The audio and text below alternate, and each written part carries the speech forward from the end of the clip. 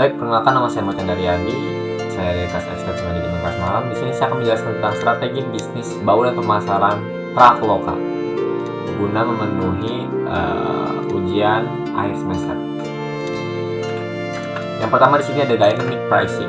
Traveloka dalam menentukan harga tiket pesawat, hotel, dan hiburan mengikuti beberapa faktor seperti musim, kayak ada low season sama juga high season, dan ketersediaan inventory.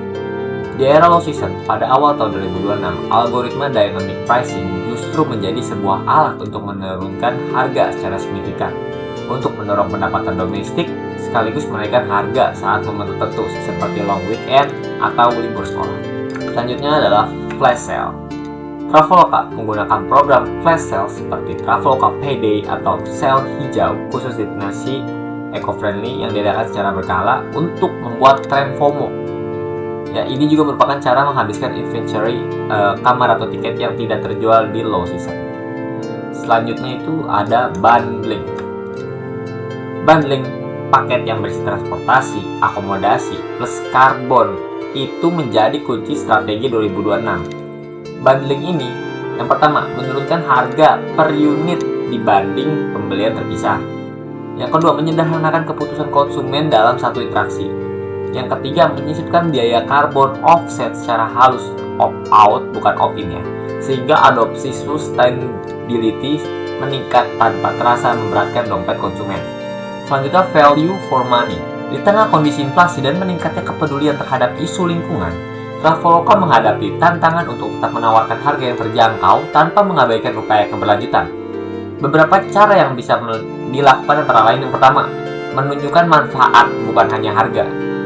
Misalnya dengan menyediakan fitur kalkulator jejak karbon secara gratis. Dengan begitu, pelanggan merasa mendapatkan informasi tambahan yang bermanfaat dan ikut berkontribusi terhadap lingkungan tanpa merasa dibebani biaya ekstra.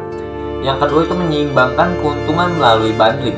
Pendapatan ini, produk yang paling laris seperti tiket pesawat di rute populer dapat digunakan untuk membantu menjaga harga paket wisata ramah lingkungan agar tetap kompetitif dibandingkan kompetitor. Selanjutnya, memaksimalkan Traveloka Points. Program loyalitas ini membuat pelanggan merasa harga yang mereka bayarkan lebih hemat karena poin yang dikumpulkan bisa digunakan kembali untuk transaksi berikutnya.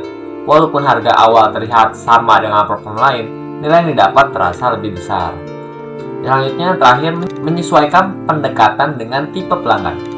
Bagi pelanggan yang lebih sensitif terhadap harga, Traveloka bisa lebih menonjolkan promo seperti flash sale dan pay later. Sementara itu, bagi pelanggan yang peduli pada isu lingkungan, Traveloka dapat menampilkan hotel bersertifikasi ramah lingkungan serta menjelaskan dampak positif dari pilihan tersebut. Dengan cara ini, setiap kelompok pelanggan melihat nilai yang berbeda secara kebutuhannya. Pada akhirnya, Traveloka tidak harus selalu menjadi platform dengan harga paling murah. Yang lebih penting adalah memberikan nilai lebih melalui kombinasi harga yang kompetitif, kemudahan penggunaan, pilihan pembayaran yang fleksibel, program loyalitas, dan dukungan terhadap pariwisata yang lebih berkelanjutan. Selanjutnya adalah promotion. Yang pertama, digital campaign. Traveloka memanfaatkan berbagai media digital untuk menjangkau calon pelanggan. Iklan ditampilkan di seperti Google, Instagram, TikTok, dan juga YouTube. Jadi selain itu, Traveloka juga menggunakan fitur retargeting, sehingga pengguna yang sebelumnya pernah mencari tiket atau hotel akan kembali melihat iklan yang sesuai dengan kebutuhannya. Selanjutnya adalah influencer travel. Traveloka juga bekerjasama dengan berbagai content creator dan influencer di bidang traveling. Mereka yang membagikan pengalaman langsung saat menggunakan layanan Traveloka, seperti menginap di glamping, menikmati wellness retreat, atau berwisata halal. Cara ini itu dapat membuat promosi terasa lebih nyata dan lebih dipercaya oleh calon pelanggan. Selanjutnya adalah social proof. Untuk meningkatkan rasa percaya, Traveloka menampilkan ulasan dan rating yang berasal dari penggunaan yang benar-benar telah melakukan pemesanan. Informasi seperti jumlah orang yang sedang memesan hotel atau tiket juga bisa ditampilkan agar calon pelanggan merasa lebih yakin dalam mengambil keputusan tersebut. Selanjutnya melalui email atau SMS personalization. Selain itu, Traveloka mengirimkan rekomendasi perjalanan melalui email atau SMS yang disesuaikan dengan riwayat pencarian dan pemesanan pengguna. Dengan pendekatan yang lebih personal, pelanggan lebih tertarik untuk kembali menggunakan Traveloka saat merencanakan perjalanan berikutnya. Nah, selanjutnya adalah analisis kampanye hijau. Ya, jelajah Indonesia hijau. Tujuan kampanye ini dibuat untuk mengatasi dua tantangan yang menghadapi Traveloka. Pertama, meningkatkan jumlah pemesanan saat low season. Ketika minat masyarakat untuk berpergian cenderung menurun. Kedua, membedakan Traveloka dari kompetitor dengan mengangkat konsep pariwisata yang lebih ramah lingkungan. Melalui kampanye ini, Traveloka mengajak wisatawan domestik untuk mengunjungi destinasi wisata berkelanjutan yang ada di Indonesia. Analisis strategi kampanye yang digunakan dalam Jelajah Indonesia Hijau. Yang pertama, paket bundling yang menggabungkan transportasi dan akomodasi ramah lingkungan dalam satu pembelian. Cara ini memudahkan pelanggan merencanakan perjalanan sekaligus mendorong mereka membeli lebih banyak layanan dalam satu transaksi. Yang kedua, Carbon Footprint Calculator, yaitu fitur yang memperkirakan emisi karbon dari perjalanan pengguna. Selain memberikan informasi yang bermanfaat, fitur ini juga menjadi nilai tambah yang membedakan Traveloka dari platform lain. Yang ketiga, rekomendasi investasi dari berbasis AI, yang memberikan saran destinasi sesuai dengan minat dan riwayat perjalanan pengguna dengan rekomendasi yang lebih personal. Pelanggan lebih mudah menemukan pilihan yang sesuai sehingga peluang melakukan pemesanan juga meningkat. Yang terakhir adalah peluncuran saat low season, sehingga kampanye dapat membantu meningkatkan permintaan perjalanan domestik ketika jumlah wisatawan sedang turun.